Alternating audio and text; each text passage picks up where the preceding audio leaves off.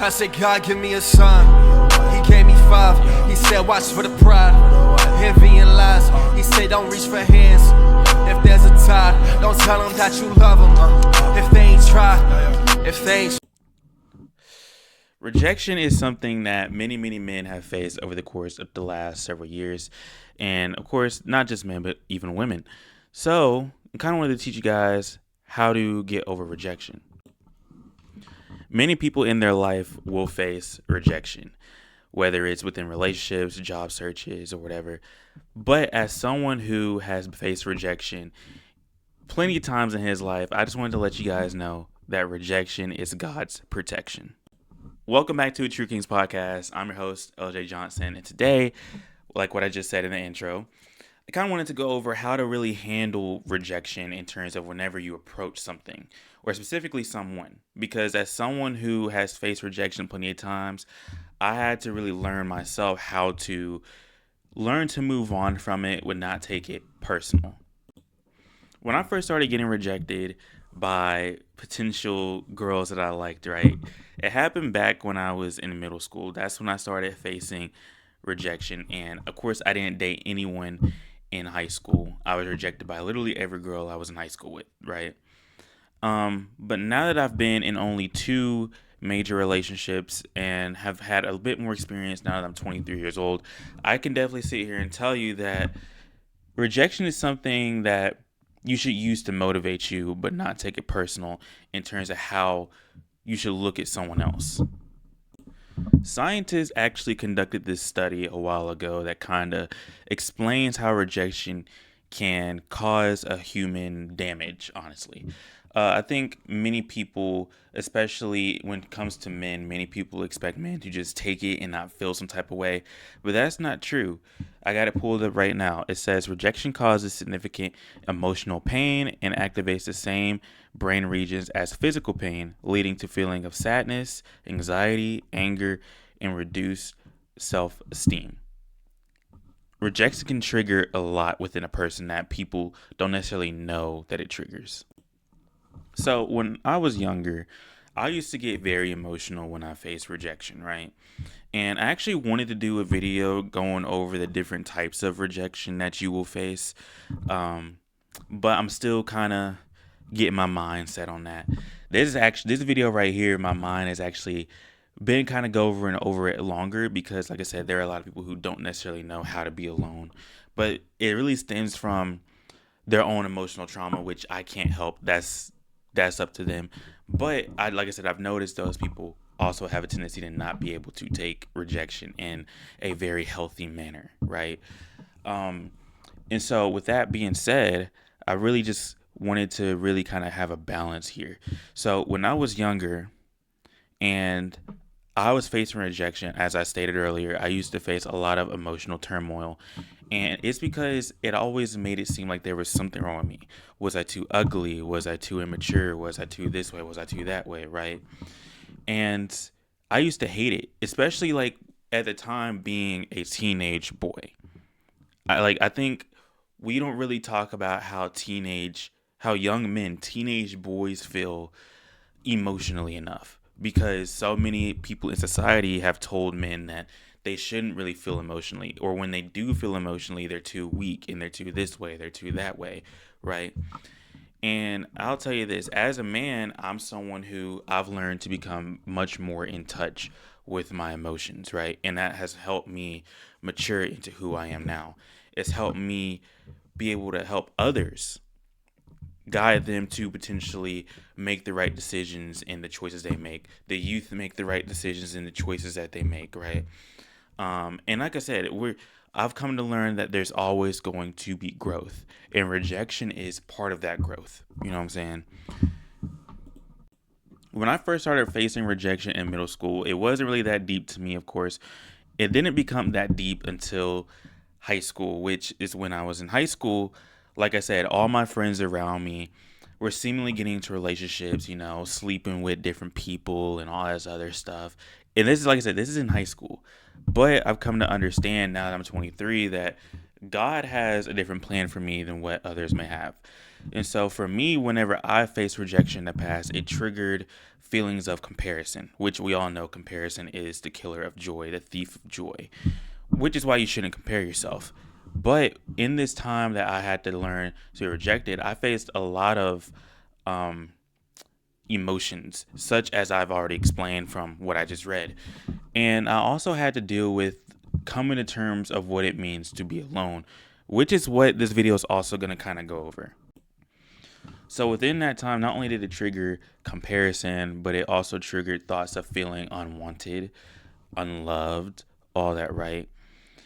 And within that time, it would cause a lot of emotional baggage. So there was a lot of times when I was rejected in the past and I would blow up, like literally blow up, to the point to where there were some times whenever I'm pretty sure there were several girls in the past that saw me. I didn't blow up at them, but heard about how I blew up after to my friends or whatever, about when they turned me down, all that stuff. And they would sit there and be like, well, I'm happy I rejected him, because he decided to blow up. The simple thing is, I didn't know how to handle it at the time. And when you're consistently facing rejection from this person and that person and that person and that person, and you feel like you're doing what you have to do, you feel like you're doing everything right, it makes you seem like there's something wrong with you. And the thing is, I had a lot of growing up to do. Know what I mean? That's why I say to a lot of y'all, whenever someone rejects you, don't blow up, take a deep breath and walk away. Plain and simple. The one thing that I've kind of noticed is that a lot of people who haven't faced rejection from I want to be in a relationship standpoint, right? Or from a sexual standpoint or whatever. A lot of those people who haven't faced rejection seemingly have struggles with learning to cope with being alone. And me personally, I spent a lot of time really looking at myself in the mirror and figure out where I could be going wrong, what I could be doing better, and how can I improve myself? How can I take both sides, what I did correct, what I did wrong, and how can I use those to improve myself to become the man that God has meant for me to be, the man I can be for whoever it is my future wife is, for my future kids, all that. Who can I be for the people that are around me currently, right? But more importantly, like I say, who can I be that God needs me to be, but who can I be for myself in terms of not just a man, but the human being that needs to be here in order to, be there for people. So as I stated earlier, for me, one of the feelings that rejection caused within me was comparison. Even now, right? I still deal with a lot of triggers, which I actually thought I had gotten over until this year. For example, Valentine's Day was a major trigger for me. It's a day where I would say this. I actually had a conversation with my cousin, Jasmine. She's actually been on the pod several times. She's actually in one of the most recent episodes. Make sure you guys go check that out.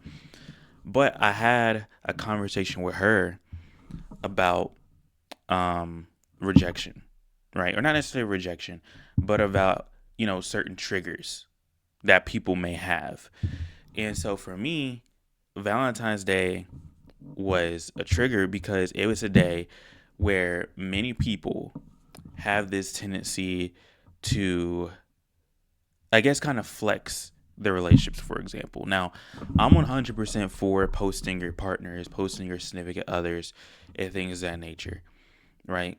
But I'm also someone who believes that the things you do on Valentine's Day, you can do every day for your partner.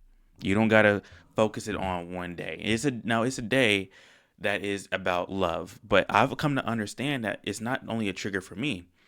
I've never had a Valentine's before. At 23 years on this earth, and I've never had a real Valentine's before. Never had a relationship on Valentine's Day either. And that part was a trigger for me because it caused a lot of comparison and mental turmoil for me over the next few weeks. I would say the mental turmoil really ended like 2 weeks ago, because that's when I really started to just kind of lock back in and realize I can't compare myself to others because God has me where He needs to be, where I need to be at the moment. he has me where he needs me to be at the moment. And I understand that growth is something that takes patience, and finding the right person for that time takes patience. Within my time of learning, right, what or how to get past that feeling of rejection, right? Uh, I've talked about it before. When I got into my first relationship and that ended, I ended up having a conversation with her a year and a half later, almost 2 years later, a little over a year and a half. And within that conversation, she had told me that there was nothing I did wrong that caused her to end the relationship, and it was all her, right? I've spoken on that before.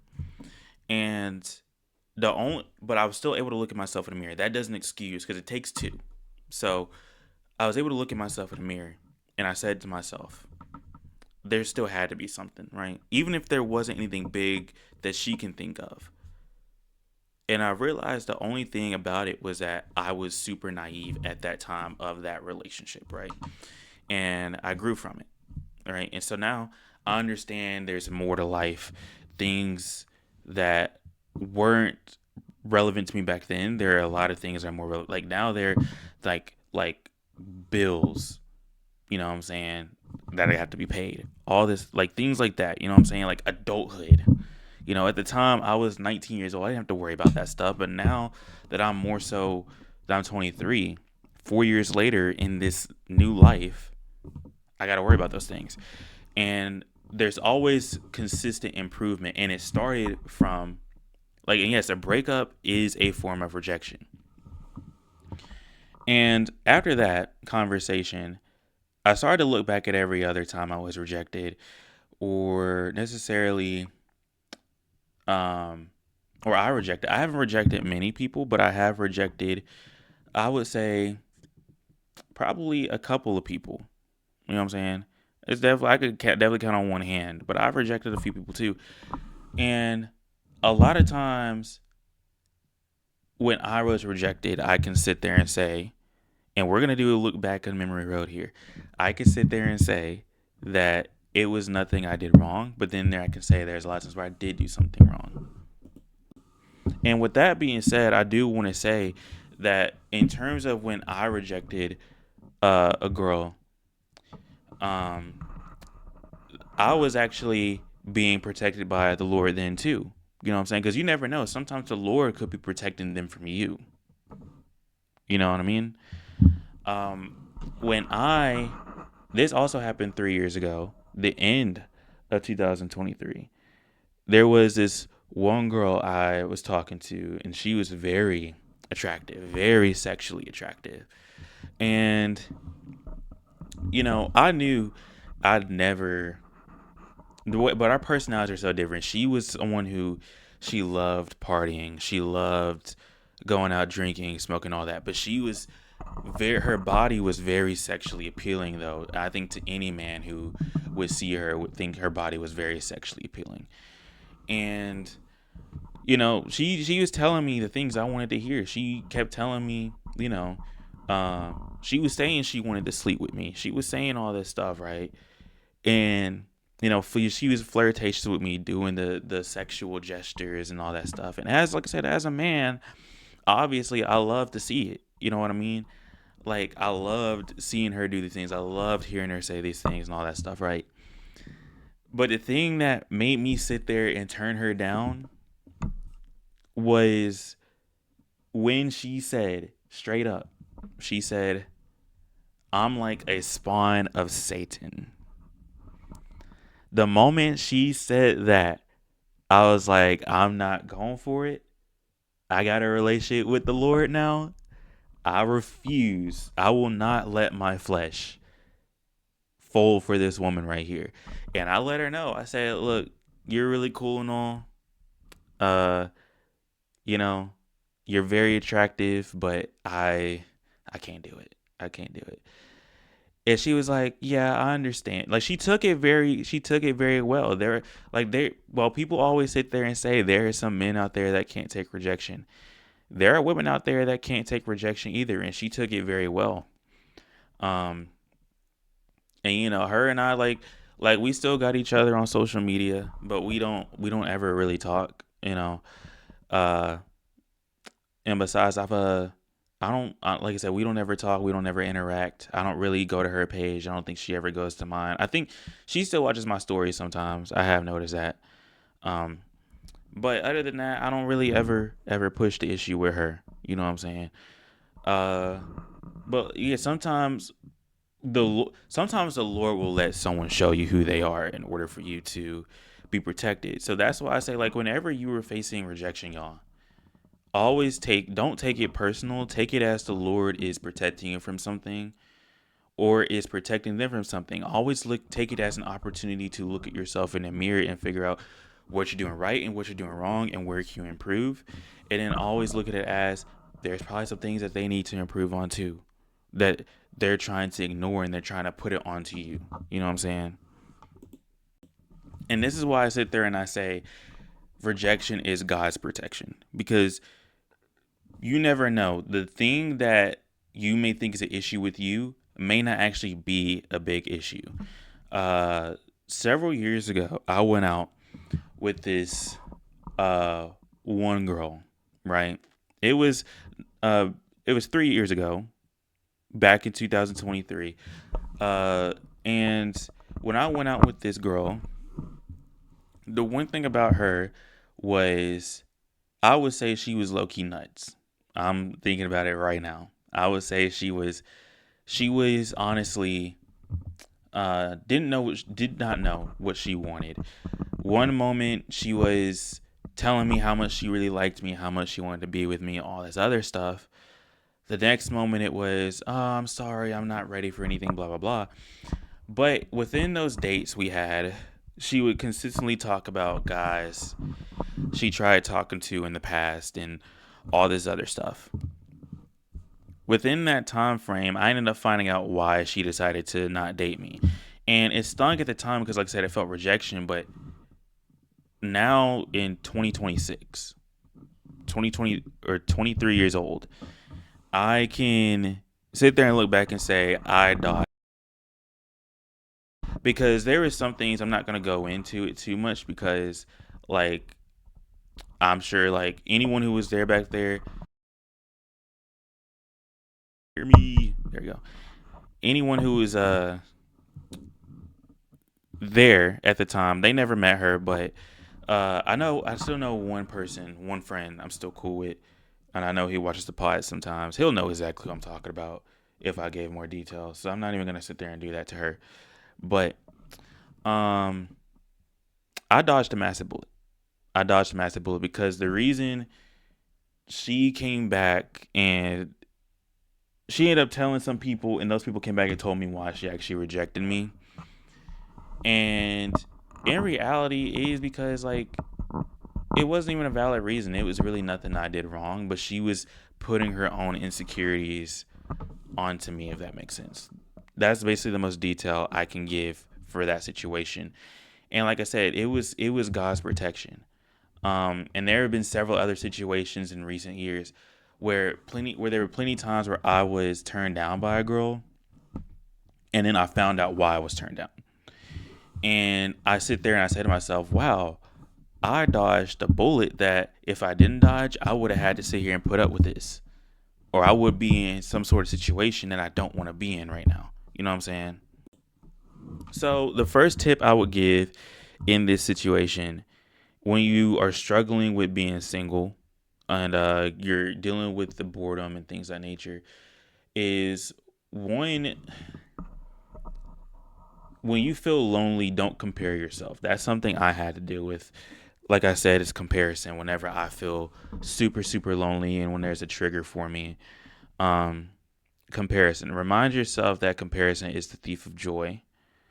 Um, and that when you're sitting there and you're comparing yourself to others, right, you're not really living your truth.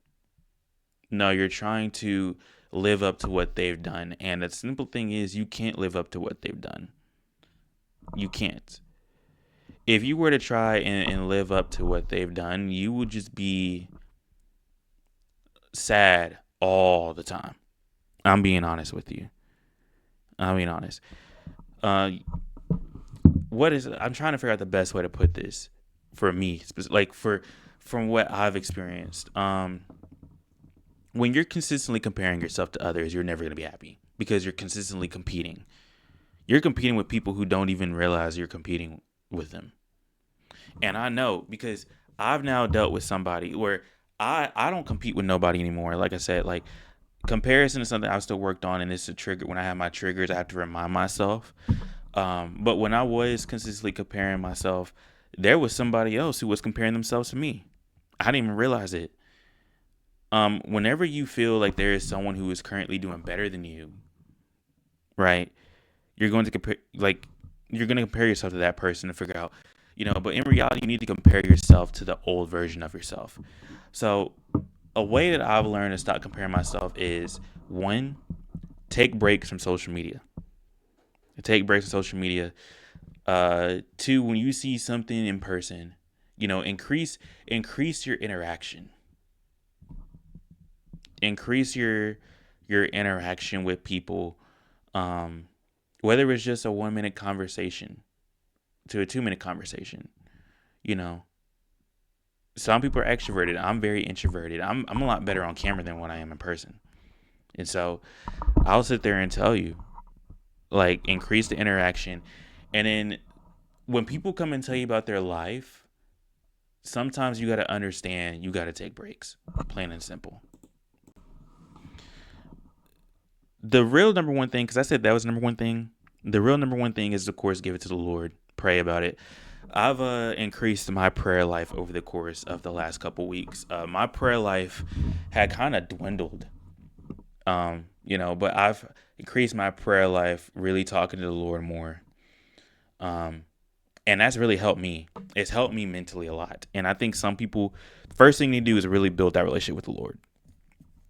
It's the first thing. Second thing is the comparison. The third thing is stop surrounding yourself around people that are going to trigger you. Plain and simple. If there is someone, like, I'm not saying you have to cut them off, especially if you guys do have a great friendship, right? But understand this, some people you have to take time away from in order to remember who you are. As discussed in previous episodes, you have to find your identity in who you are. If you're consistently surrounding yourself around people who make you feel like they're taken away from that identity, because that happens, distance yourself. Distance yourself. And if they sit there and ask, "Oh, I haven't talked to you in a while," you don't got to tell them nothing. Just distance yourself, and then when you're ready to talk to them again, you'll be ready to talk to them again. And the third thing is stop putting yourself around things that can be tempting. Easier said than done. Easier said than done. I go to the gym, testosterone's high afterwards. I saw my gym crush in there. It's difficult. I know. It happens. That's something that happens to me. That was a prime example of something that happens to me. My friends know this. I told them about it. But I've also heard their stories too. If you go into a party or a club where there's gonna be drinking, and you a woman and you see attractive men in there, you a man and you see attractive women in there, of course you're gonna try to fold to the temptation. Plain and simple. Don't put yourself in tempting situations that, one, will take you away from the Lord, like truly take you away from the Lord.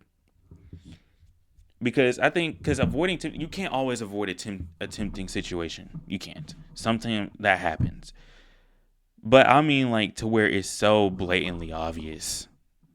Like I said, like going to the club, going to a party, a place where you're going, like, to me, like I like going to the beach.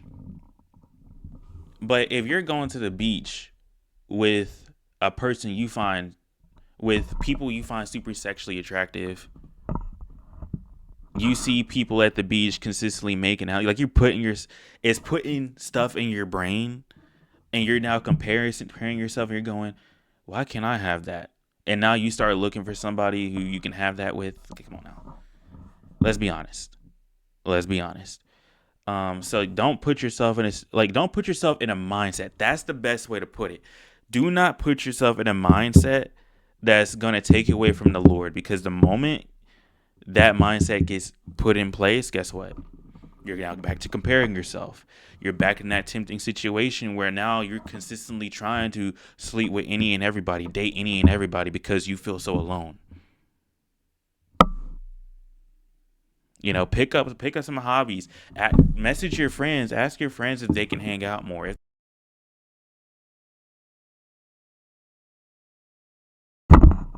My mic turned off on me for a second. But ask your friends. If your friends sit there and say, "Hey, I want to, let's go hang out," go hang out. You know what I mean? But truth is, when you're learning how to be alone, and I'm gonna end it off here. When you're learning how to be alone, and I'm gonna do a video on this too. It's learning how to grow within yourself mentally, spiritually, physically, and emotionally. Growing your mindset to become the best person you could be possible. And it takes patience. But anyway, I hope you guys like, comment, subscribe. Once again, this is the True Kings Podcast. I'm your host, LJ Johnson. Remember, go follow on Instagram, Facebook, TikTok. And I'll catch you guys in the next episode. Y'all stay blessed.